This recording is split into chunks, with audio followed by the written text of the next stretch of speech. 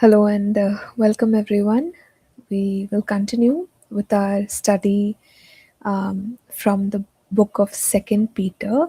So we are right now in Second Peter chapter 3, and we saw how Peter in his second epistle before he is anticipating his death is encouraging the believers to grow, to develop themselves, and be well rounded, and also brings a warning. So we saw that he states there are people who are false teachers and false prophets who would bring in heresies secretively, and that causes destruction. Such people destroy themselves and also look for unstable uh, souls, and they attract them, and they cause destruction in their lives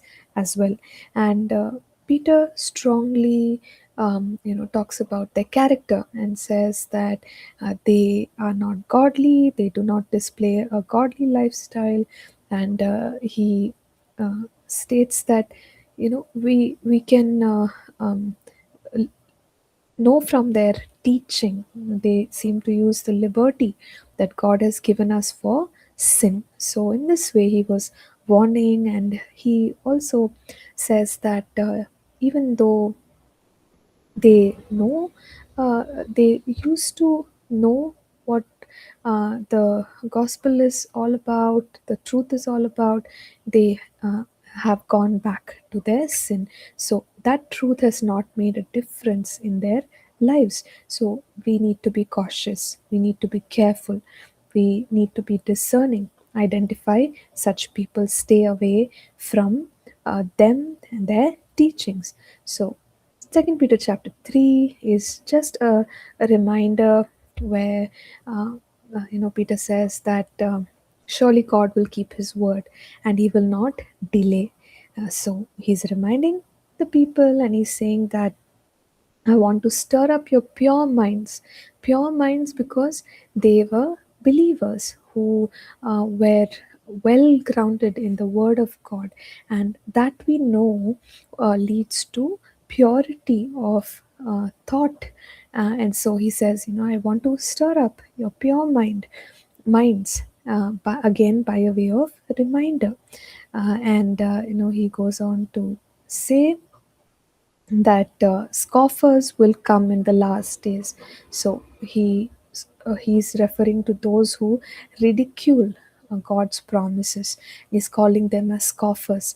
Now, and these people would walk according to their own lusts, and they will also question whether Christ is coming back soon. They may make statements such as here in verse 4, where is the promise of his coming?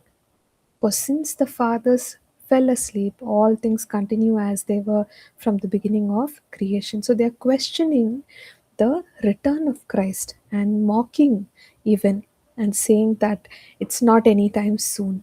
Things are just the way they were from the time of creation. So he's calling them as scoffers. But he says that um, like they are willfully forgetting that the word of God, the with the word of God, the heavens and the earth were created in the first place. So uh, God is able to do that, and so if with the word of God, the earth was created, when the word of God says that He will return, and things will later on the heavens and the earth will be destroyed, even that will take place. So now we keep continuing, and he says that the heavens and the earth shall now preserved by the same word are reserved for fire. So it's a reminder that the word of God is able to do both creation, and it promises us about the end. So now he tells the believers that God doesn't look at time the way we do. So for us, it seems like a delay. But in God's calculation, let us know that He has not forgotten His promise. He is a God for whom one day is like 1,000 years, and 1,000 years as one day. So we can see the uh, the perspective that Peter is bringing forth, and he is letting us know that, for us it seems like a long passage of time, but for God it's, just like one day, because He is God. So it's not that God has forgotten His promise or He is delaying. He will be on time. But for us, it may feel like there is a delay. But let's remember that God is not slack, meaning He's not slow, careless, and forgetting. But why is He still waiting? So He's not slack on His promise, as some of us count slackness, but He's actually being long suffering towards us.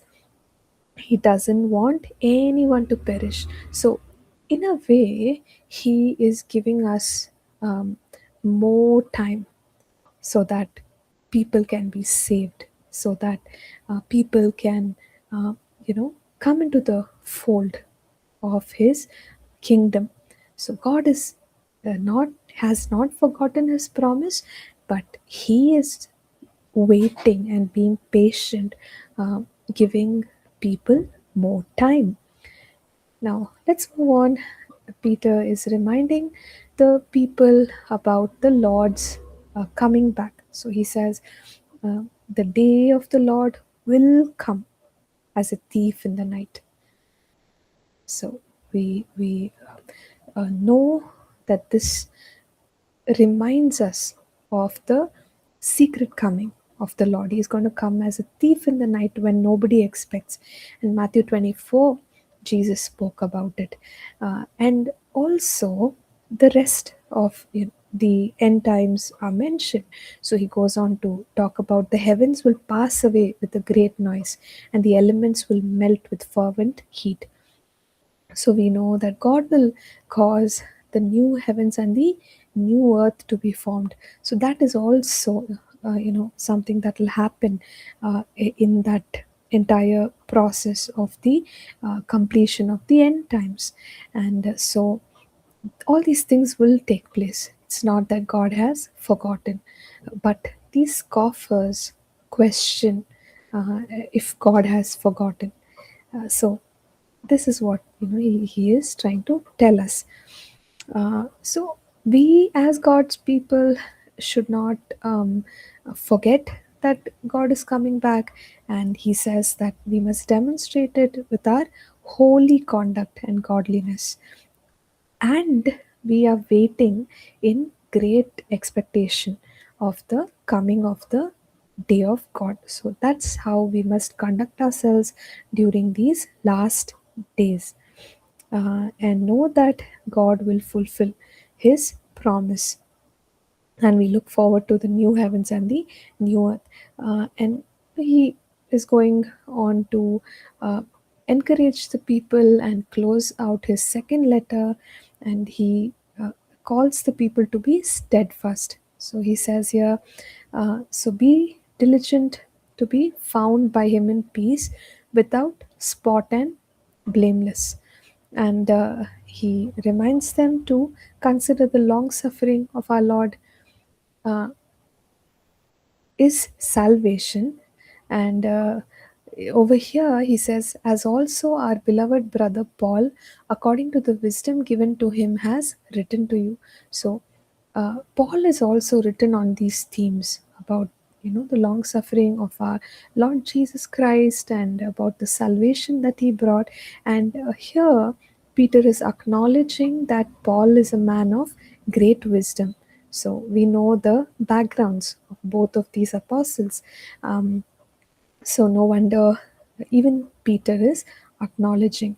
And he says about Paul that his epistles, speaking in them of these things, meaning these spiritual truths and doctrines, in which some things are hard to understand. So uh, Peter is saying that the learned, scholarly Paul has written some truths which are hard even for Peter to understand, because Peter was a fisherman and not very, uh, I mean, eloquent in the sense, of course, he preached anointed messages, but the way Paul had language and knowledge, Peter lacked it. So that's what he means here.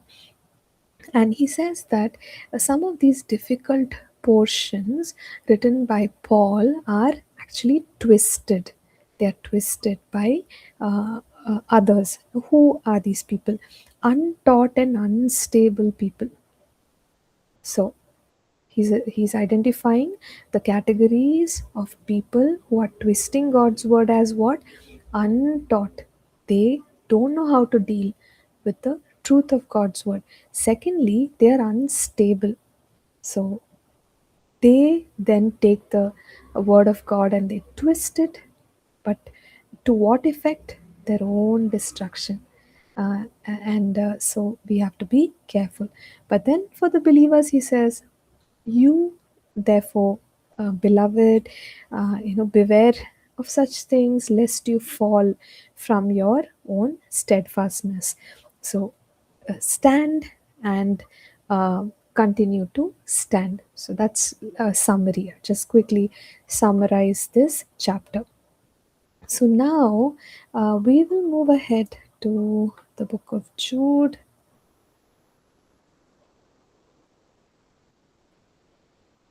Okay, not sure if. Yeah, here we have it, the book of Jude, and let's go through this book. So, starting with a very brief introduction. So, Jude is a letter to the believers, and it is written by uh, Jude, or sometimes referred to as Judas, the half brother of Jesus. But mostly we refer to him as Jude. Now, Jude is also a brother of James, and the timing of the epistle of Jude is somewhere, broadly between 60 to 80 AD. And here, Jude is also talking about the same subject as Peter, because, there were. Certain false teachers who came to create confusion in the church. So let's see what he is talking about. So Jude, um, just like Peter, calls himself a bond servant. So he's committed to his master, Jesus Christ, and Jude is introducing himself as the brother of James. It's very interesting because technically Jude is the brother of Jesus and the brother of James, but he is talking about Jesus and James quite differently. So he's calling himself bond servant of Jesus Christ, but brother of James. So we can see the honor, the reverence, the respect that he placed on Jesus Christ as his Savior and Lord. And here he is speaking to the believers. So he uh, uh, emphasizes the identity of believers and says they are called, sanctified by God the Father, and preserved in Jesus Christ. So that's the identity that he is pointing to. And he now uh, greets the believers by stating, mercy, peace, love be multiplied to you. And Jude is saying that he wanted to write to the people about this subject, and which is common salvation, or the salvation that God's people had experienced. But instead of that subject, it was as if God wanted him to write on another topic. And he says, I was very diligent to write to you about common salvation, but I found it necessary, very, very important, to uh, talk to you about contending earnestly for the faith. So, Jude has changed his subject. That is contending for the faith. Jude has only one chapter here, but the main theme of Jude is contend. Contend would mean go through some struggle or struggle to keep, preserve the faith which we have received. So, uh, sometimes it's not going to be easy because there will be opposition, and as we will see, wrong teachings, false prophets, but one has to struggle to keep the purity of the faith the way it has been given to us. God is calling us to maintain the purity of the faith the way it has been handed down to us. So, Jude at his time was encouraging the people and saying, maintain the purity of the gospel, of the truth, of the doctrines. So that is the main theme which he is addressing. Contend earnestly for the faith, which was once for all delivered to the saints. Now, here is the warning. He states that there are some people, he says, some men who have crept in, or they have come in unnoticed, very similar to what Peter said. Peter was saying that secretly there are people, like they bring in wrong doctrine or heresies secretly. Here, there is a secretive, cunning way in which these false teachers come in. And he says, creeping in unnoticed. So it's hard to catch such people. And here also, James is stating, like Peter, that they are meant for judgment. So, if you remember, Peter said they are brute beasts who are meant for destruction, or they have prepared themselves for judgment. So, Jude is saying the same thing. And they are turning the grace of God into lewdness, or you know ungodly, impure, evil things. The grace of God is pure, genuine, but what do these people do? Make it impure, or make it look like impure. So that's a problem. And Jude is warning about these people. They creep in unnoticed, and they are uh, turning the grace of God, which is so pure, into evil and impure.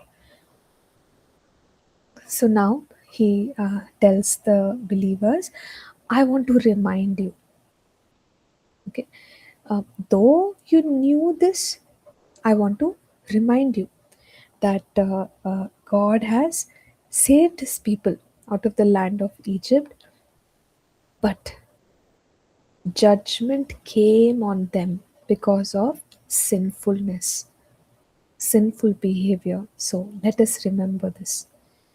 Evil, sin, rebellion against God leads to judgment.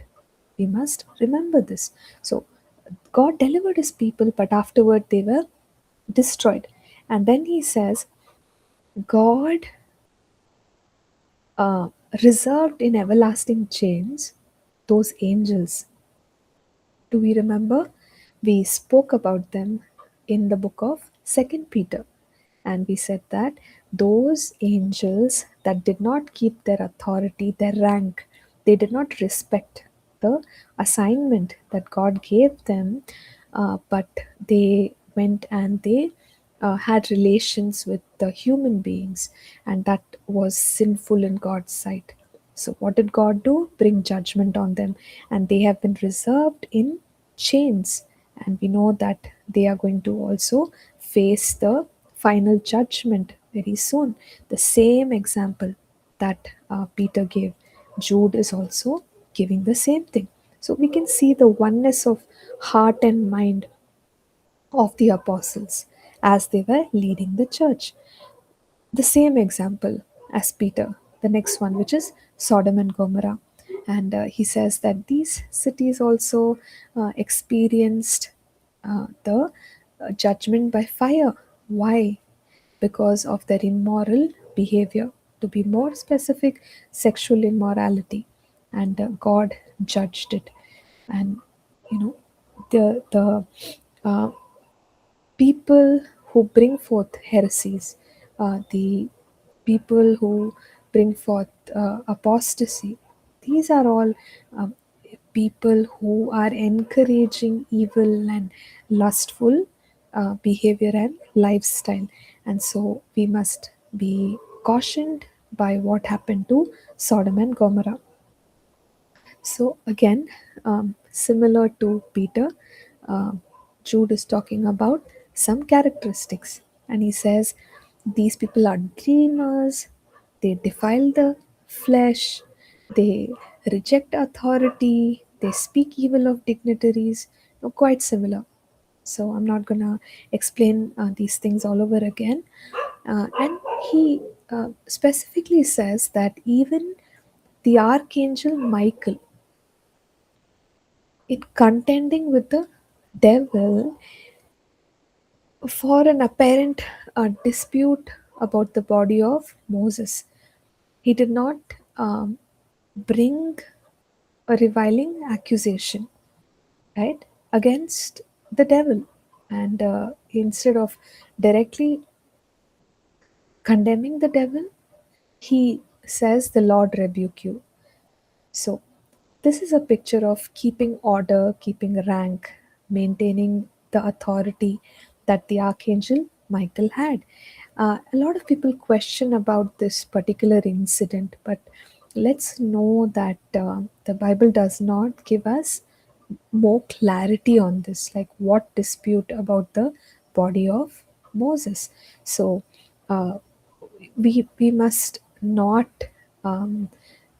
yield to all kinds of teachings that come from people's imaginations, because there are not many well supported scriptures that provide the clarity. And so this is a very confusing verse here, and we don't want to extrapolate and come up with stories about the body of Moses and what was actually going on. But we get the thought which Judas, um, bringing light to, and that is to not speak evil about dignitaries. So we move ahead, and we see the warning. Now he says that these evil people, they speak about things that they don't know, they behave like brute beasts, and they corrupt themselves. So he's just calling forth woe on them, and he says that they're also greedy, like Balaam. They are jealous and unrighteous, like Cain, who murdered his brother instead of correcting himself. So, and also Korah, the person who rebelled against Moses. So these are all examples of people who were unrighteous, and we must not follow um, their pattern. So that's the warning. So he's continuing about the behavior of such people, and he says that they are pretty lost in their own life, doing whatever they want to.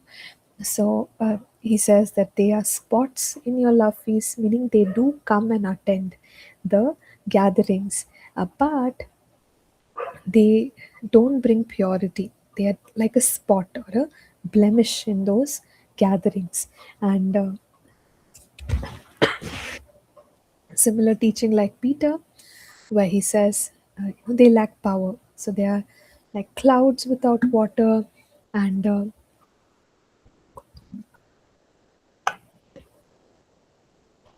carried about by the winds.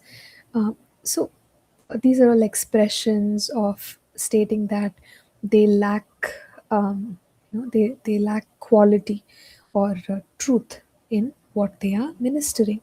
They're like raging waves of the sea, foaming up their own shame, wandering stars, for whom is reserved the blackness of darkness forever. So, Jude is speaking about the impending judgment.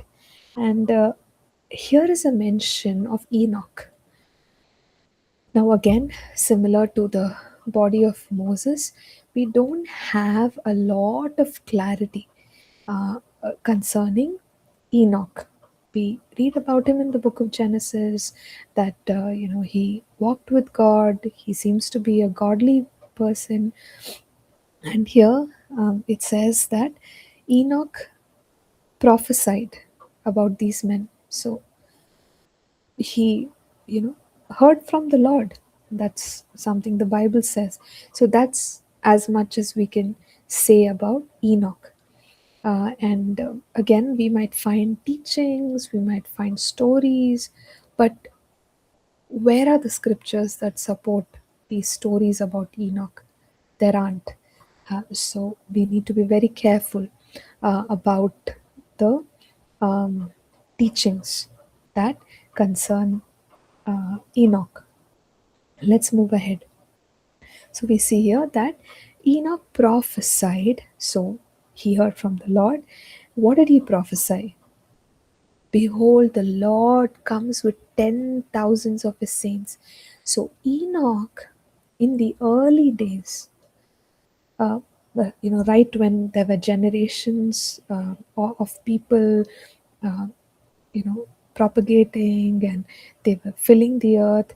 At that point, God spoke to one of those early men about the end times, and he saw God coming with thousands of his saints and executing judgment to convict all who are ungodly among them of all their ungodly deeds which they have committed in an ungodly way.